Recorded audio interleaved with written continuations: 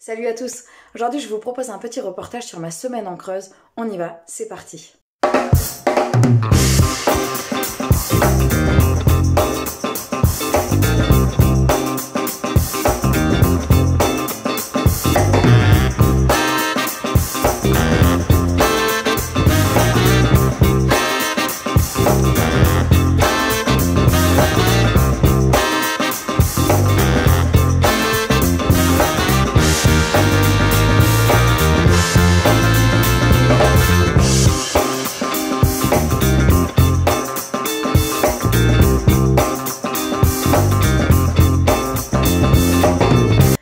Donc, les images que vous venez de voir, c'est mon voyage, le trajet que j'ai pu faire pour aller jusqu'en Creuse.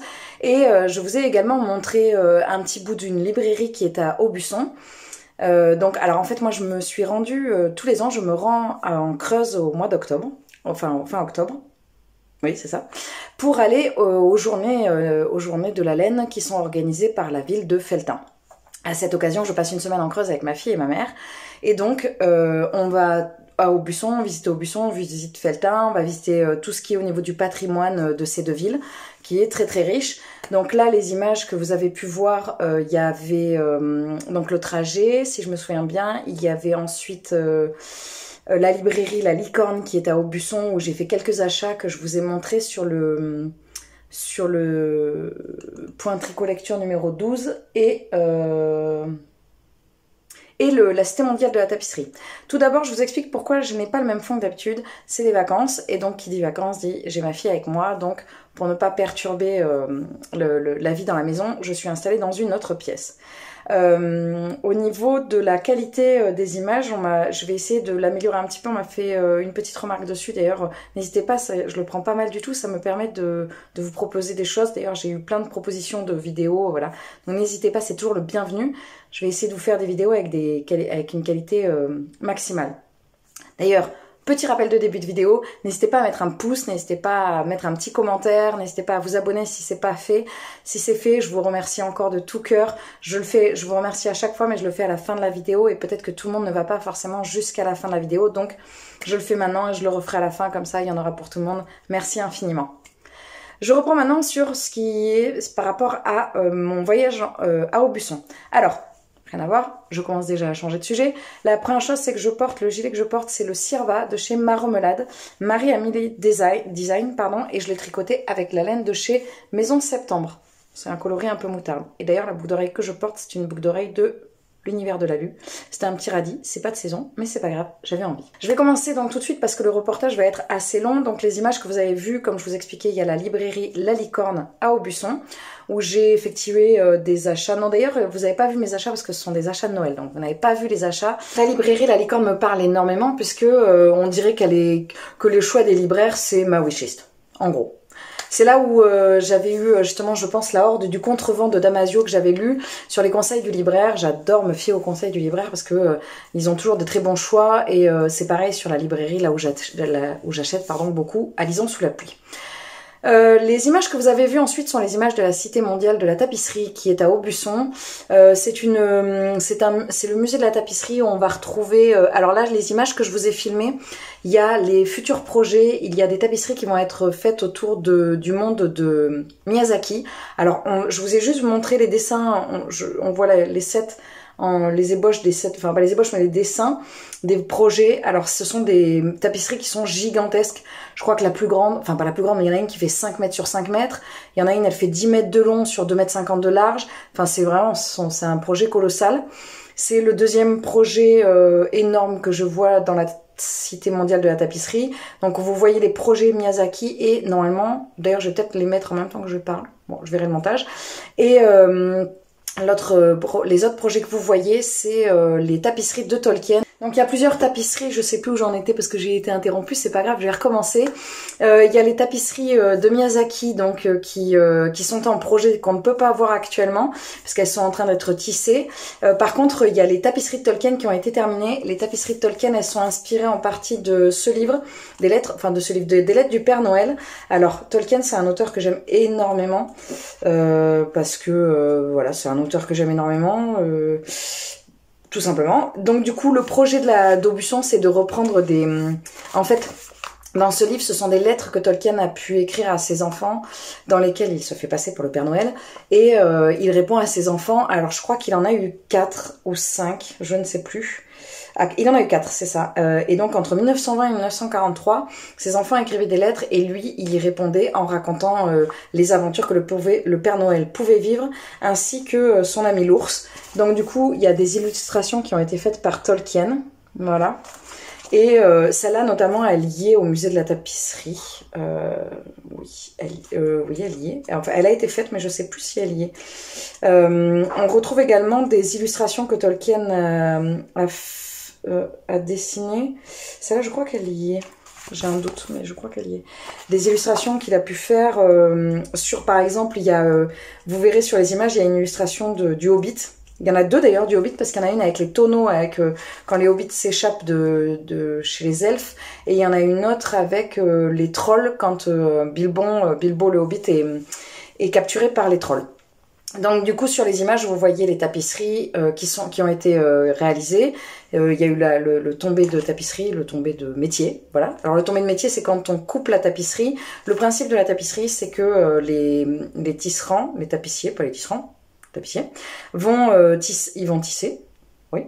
Bon, bref, j'ai plus les bons termes, mais en tout cas, l'image, par exemple, elle est ici, et ils l'ont comme ça, là, ils ont tous les fils, comme ça, de trame, c'est-à-dire les fils qui vont leur permettre de tisser, et en fait, eux, ils vont tisser à l'envers, comme ça. Donc, en fait, ils voient pas, moi, je trouve ça hyper stressant, ils voient pas ce qui se passe, ils le voient quand ils coupent les fils, et qu'on fait la tombée de métier, et qu'on retourne, et qu'on voit la tapisserie en entier. Bon, ce sont des professionnels, donc évidemment, ils font pas de grosses boulettes, et ils sont pas daltoniens, quoi. Bref, j'avais envie de vous partager ces images parce que c'est le musée de la tapisserie, c'est un endroit que j'aime énormément.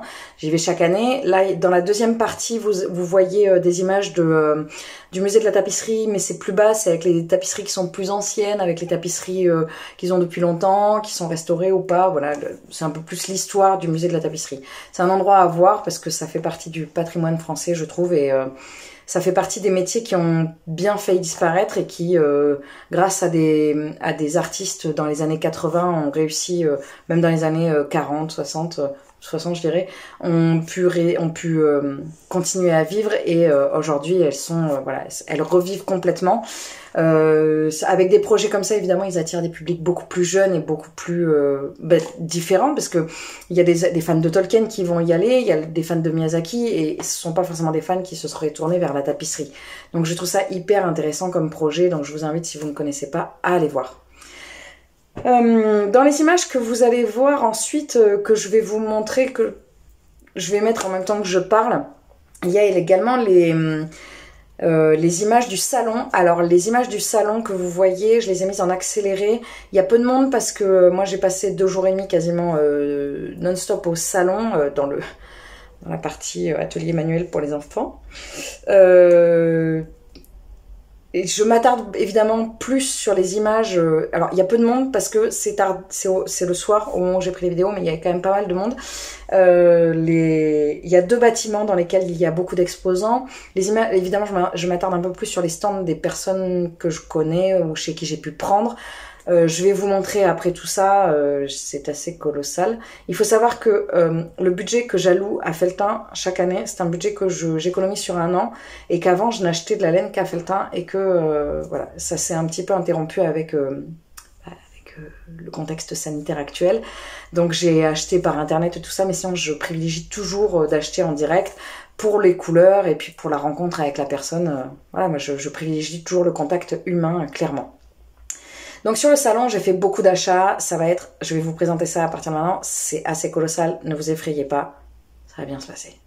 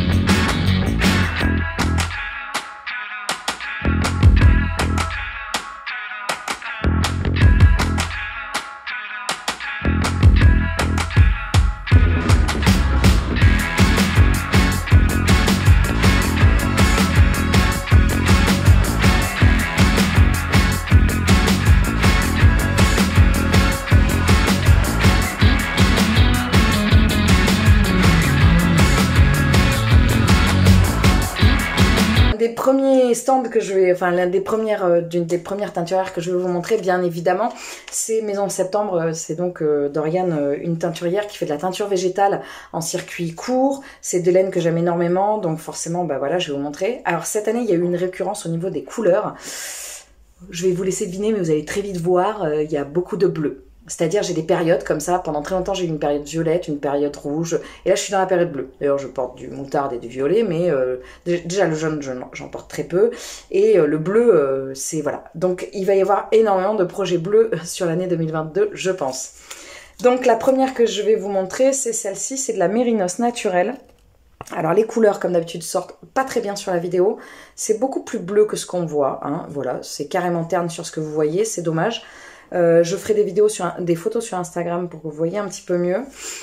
C'est la Mérinos 100% naturelle et c'est le coloris brume. Donc ça c'est chez, elles sont bonnes, c'est chez Maison Septembre. Ensuite, les laines que je vais vous montrer, vous voyez un petit peu, mais c'est encore du bleu. C'est une laine que j'avais commandée à Jansac au mois de juin, à un salon de la laine auquel je suis allée. C'est chez Squirrel, donc hop, Squirrel Yarn. C'est une laine, tout ça ce sont des teinturières chez qui j'ai déjà acheté, j'ai déjà fait des projets.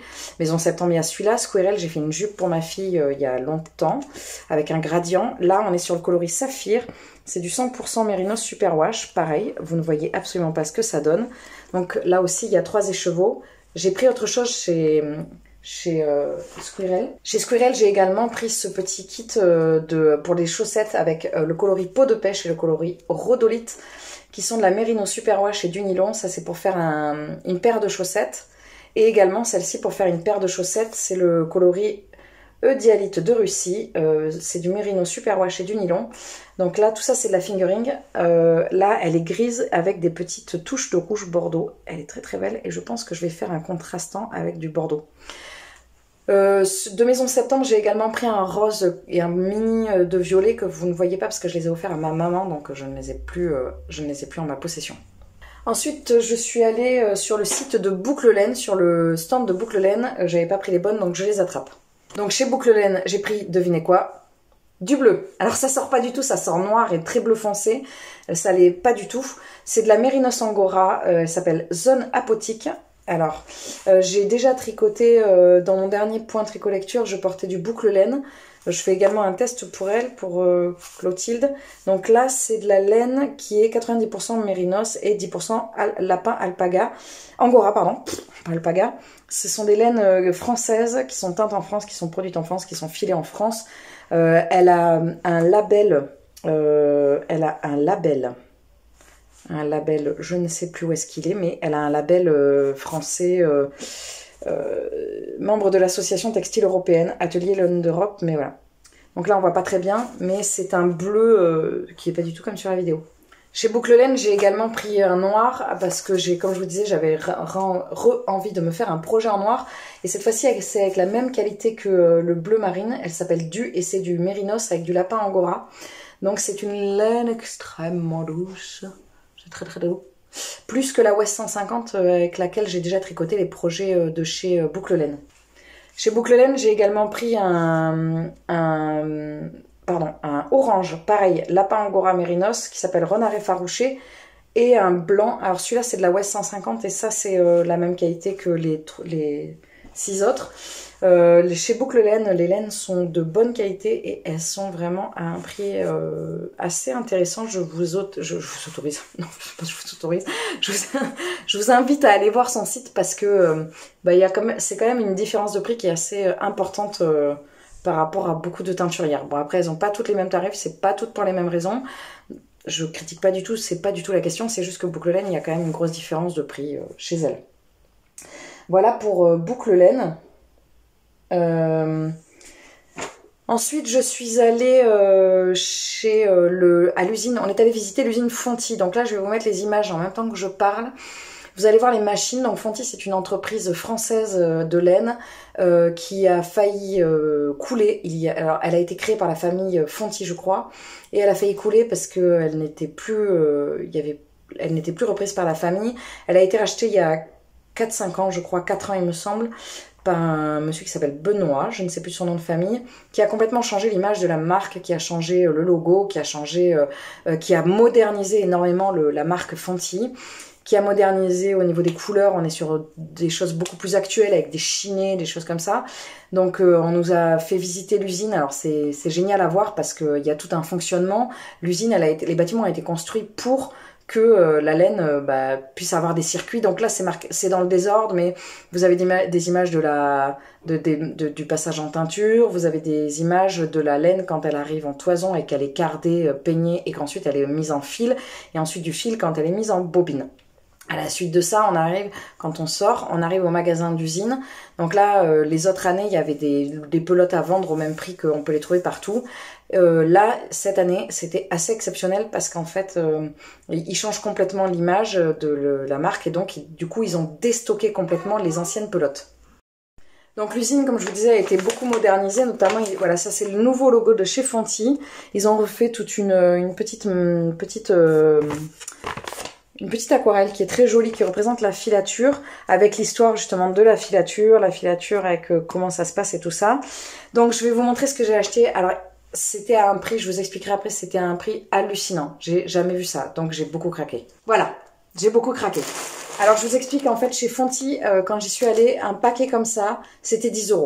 Voilà, donc sachant que de base, une pelote vaut entre 4 et 5 €, je vous laisse faire le calcul de l'économie, c'était assez colossal, donc je vais vous montrer ce que j'ai pris.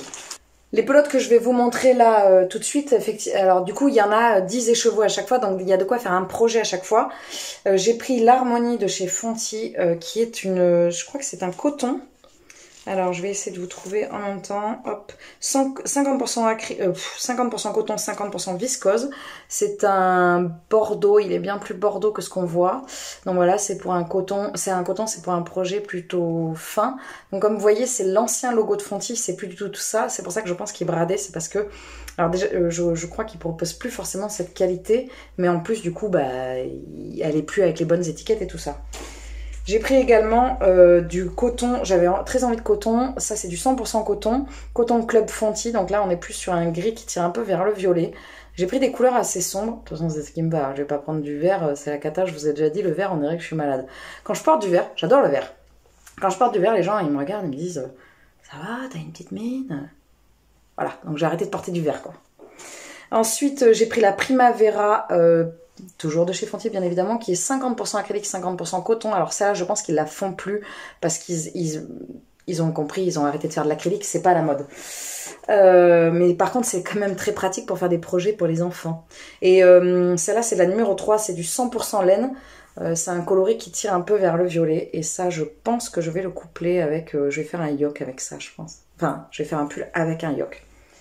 Chez Fonty également, j'ai pris de la laine sur le salon, donc là, celle que je vous montrer, je ne l'ai pas eu à un prix défiant toute concurrence puisqu'elle était sur le salon et que c'est de la nouvelle qualité. Les choix de couleurs que je vais vous montrer ne sont pas pour moi, c'est pour ma fille, donc c'est elle qui les a choisis. Donc on est sur des couleurs bubblegum, donc là c'est de la bébé mérinos, vous pouvez voir le nouveau logo de Fonty, donc il y en a 3 comme ça et une comme ça, donc voilà, c'est un choix de couleur que je ne porterai pas personnellement, mais c'est pas pour moi, c'est pour une petite fille de 4 ans et demi, donc ça tombe bien. Je sais ce que je vais faire avec, je vais refaire une jupe de chez Anaïs Louve, une jupe qui s'appelle Miss Lemon que j'ai déjà fait pour ma fille, avec du squirrel qui n'a jamais bougé, et il y avait même du Maison de Septembre aussi, et que je l'ai faite pour moi aussi cette jupe avec de la féfile il y a fort longtemps. Les photos sont sur Instagram si ça vous intéresse. Donc ça c'est des pelotes que j'ai eues au prix de la pelote de base. Donc je suis passée à Histoire de laine voir Laetitia pour lui faire un petit coucou. Laetitia fait partie des bénévoles qui organisent le salon. Ça demande un travail évidemment colossal. Donc je les remercie vivement parce que c'est génial de pouvoir nous proposer ça. C'est un vrai bonheur c'est un vrai bonheur. C'est 3 jours, c'est 2 jours et demi, c'est vraiment génial. J'ai pris chez elle, hop, je trappe. J'ai pris ces 3 couleurs qui sont extrêmement discrètes. C'est parce que c'est pour faire des projets de chaussons. Je vais vous montrer donc les livres que j'ai pris sur le salon. Parce que là, je vous ai montré que les laines. Les livres que j'ai pu prendre sur le salon, j'ai pris les chaussons au crochet. C'est voilà donc j'ai commencé un des projets parce que pour ceux qui me suivent. Je l'ai dit dans les dernières vidéos, je prépare un calendrier de l'Avent pour ma fille avec que des objets faits main. Je sais pas si je vais m'en sortir, j'en ai fait 2 pour l'instant et il me reste 22 à faire. Ça c'est un des projets que j'aimerais mettre dedans, donc j'ai fait le listing de tous les projets que je veux faire dans ce calendrier et je vais m'activer parce qu'il y en a quand même pas mal. Le deuxième livre que j'ai pris, c'est celui-ci. Alors celui-ci, je l'avais repéré depuis longtemps. Alors pardon, celui-là, il est chez... C'est Ira Scott qui l'a fait chez Marabout. Et celui-ci, c'est Carla Mitrani chez les éditions de Saxe. Alors j'adore ce livre parce qu'il est hyper original. On a 15 amigurumis de femmes, mais de femmes, attention, pas n'importe lesquelles, de femmes qui ont marqué le monde à leur façon.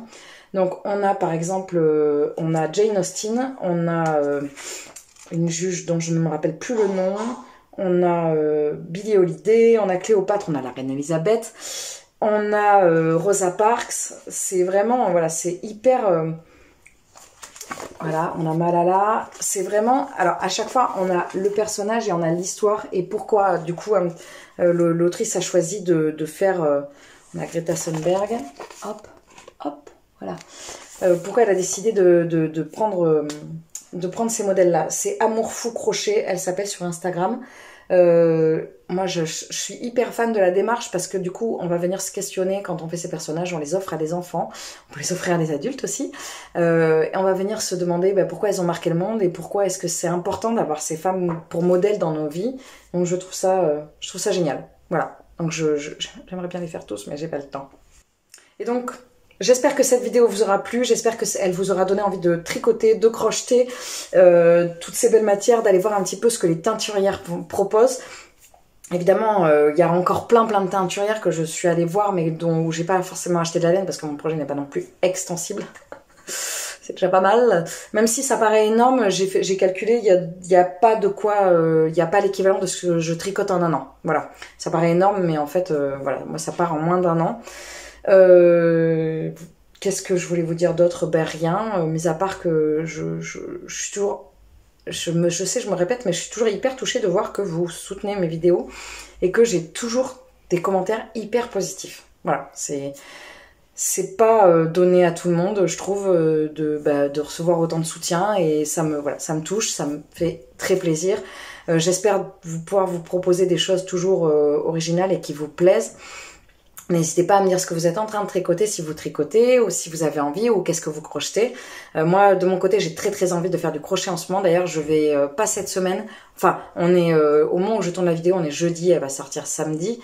Donc pas cette semaine, mais la semaine prochaine, très certainement, je vous tournerai une vidéo sur le crochet, sur voilà, pourquoi j'aime le crochet, qu'est-ce que j'utilise comme crochet, quel type de laine, tout ça. Je suis en train de vous préparer ça. C'est dans les tiroirs, dans les bacs, je sais pas, dans ma tête quoi, c'est dans ma tête, je vous prépare ça. J'espère que vous allez bien, j'espère que tout va bien pour vous, je vous souhaite une excellente journée, une excellente semaine, un excellent mois, une excellente année, je vous dis à très vite avec grand plaisir.